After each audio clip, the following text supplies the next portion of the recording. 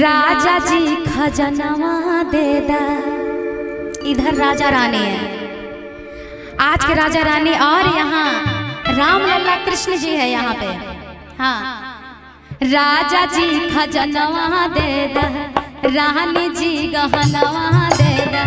राजा जी खजनवा दे दा, रानी जी गहनवा दे दा। बाजना मजीरा जैसे हीरा रतनवा दे दा। और आप दोनों डांस कीजिएगा तो सभी लोग डांस करेंगे। नहीं आता है? ऐसे कैसे नहीं आता है? मम्मी जी डांस नहीं सिखाएं क्या?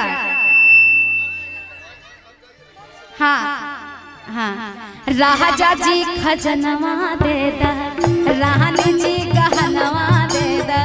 राजा जी खजनवा दे दा, रानी जी गहनवा दे दा। बाजना मजीरा जैसे हीरा रतनवा दे दा। राजा जी खजनवा दे दा, रानी हो गहनवा दे दा। राजा जी खजनवा दे दा, रानी हो गहनवा दे दा। बाजना मजीरा जैसे हीरा रतनवा दे दा। राजा जी खजनवा दे दा, रानी जी गहनवा दे दा। खजनवा दे दा, रानी जी गहनवा नाक के नथुनिया दे दा, पाँव के पैजनिया दे दा। ओहो, नाक के नथुनिया दे दा, पाँव के पैजनिया दे दा। नाक के नथुनिया दे दा, पाँव के पैजनिया दे दा। बाजना मजीरा जैसे हीरा रतनवा दे दा। राजा जी देखिए, सिर्फ इससे थोड़ी ना होता है, डांस कीजिए। और बुआ के मौसी इधर आइए, आगे और थोड़ा सा आप लोग नीचे रहेंगे, नीचे रहेंगे। मौसी लोग अगर पीछे रहिएगा तो चचा जी सब कहाँ जाएंगे पता है? हाँ हाँ, मौसी सब पीछे नहीं रहना चाहिए। हाँ, और आपकी बहन है, बहन साथ देने के लिए है तो इधर आइए। बाबू, अब पापा को डांस नहीं करना आता, पापा के पास रहिए। इधर आइए, आप इधर आइए। आएगा कैसे नहीं? उंगली उठाइए, ऐसे डांस कीजिए, काहे नहीं आएगा? हाँ, देखिए सिखाइए, आपको तो आता होगा, आपका शकल देख के हम समझ गए। हाँ, कमर का धनिया दे दा, पाँव के पैजनिया दे दा। कमर का धनिया दे दा, पाँव पे धनिया दे दा। कमर का धनिया दे दा, पाँव के पैजनिया दे दा। इतना मजीरा जैसे हीरा रतनवा दे दा।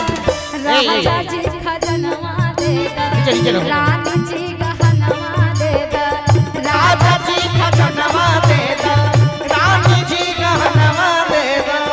बाजना मजीरा जैसे हीरा रतनवा दे दा। राजा जी खजनवा दे दा, रानी जी गहनवा दे दा। राजा जी खजनवा दे दा, रानी जी गहनवा दे दा। और क्या? और दे हमरा के किछु ना चाही, इहे मन समनवा माही। हमरा किछने चाही, इहे इच्छा मनवा माही। हमरा के किछु ना चाही, इहे इच्छा मनवा माही। हमरा किछु ना चाही, इहे इच्छा मनवा माही। इहे बात बनवा अपने बात के पलटवा दे दा। राजा आप कौन पीछे खड़े हैं कोर्ट में? बताइए, कोर्ट पहिरे हैं, फोटो नहीं खिंचाएगा तो अच्छा है। कौन है? नाना, मामा जी या नाना जी? मामा जी आगे आइए ना। ओहो, अजी नहीं की बहुरिया नाचे, की चुनरिया ओढ़ के। और ओहो, मामा जी अच्छा, वो जो अपने बाबू को रखे हैं गोदी में क्या? मामी जी कहाँ हैं? मामी जी फ्री है? अच्छा,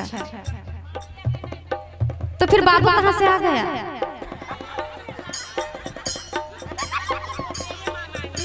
अच्छा, क्या बात है, यही तो होना चाहिए। हमरा के किछु ना चाहे